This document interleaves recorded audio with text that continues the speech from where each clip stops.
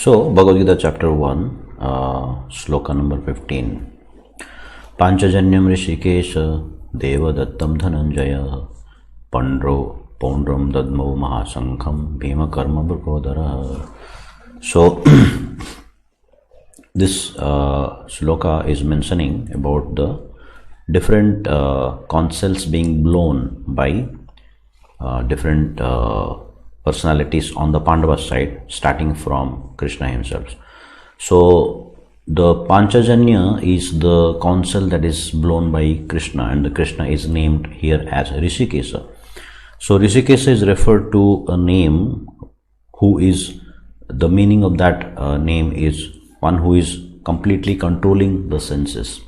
So the living entity is a part and parcel of the Supreme Personality of Godhead. That means we are all part and parcel of the Lord. And the senses are also the parts and parcels of the Lord himself. So when we refer to, when the people refer to the impersonalists, impersonalist means those who do not believe in having a personal form of the Lord. So they think that the Lord is not having a form, and then the living entities also do not have a form. So that basically means what? That means people become senseless. That means we lose all our senses.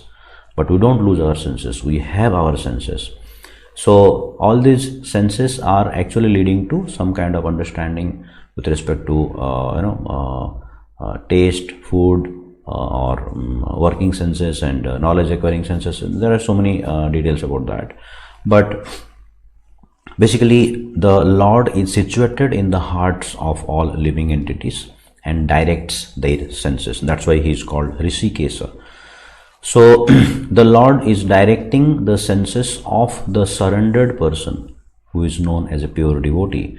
So here Lord Krishna is taking complete control over the senses of Arjuna, and then he is basically directing all the activities of Arjuna in the right perspective, towards the right direction, to achieve the right cause.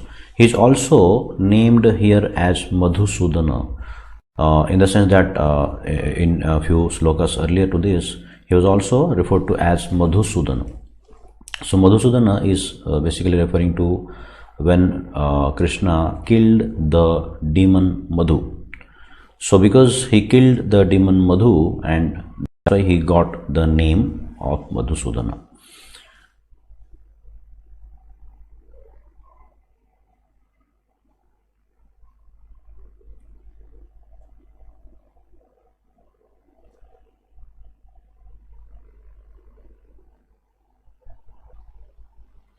So the Lord is sometimes called as Madhusudana because he killed the demon Madhu, and he is also called with the name of Govinda because he is the one who gives pleasure to the cows.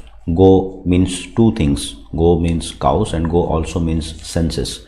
So he is giving pleasure to the senses of his devotees by taking full control over them. He is also known as Vasudeva because he is the son of Vasudeva. He is also known as Devaki Nandana because he is born from the mother Devaki, and he is also called Yashodanandan because he spent his childhood by performing a lot of various pastimes. He awarded his childhood pastimes to mother Yashoda. He is also known as Yashodanandan, and he is also known as Parthasarathi because he became the charioteer of his friend Partha. So he is known with various names, and here he is called as Rishikesha because he is taking the complete control over the senses of his devotee Arjuna. At the same time, he is also taking complete control over the battlefield of Kurukshetra.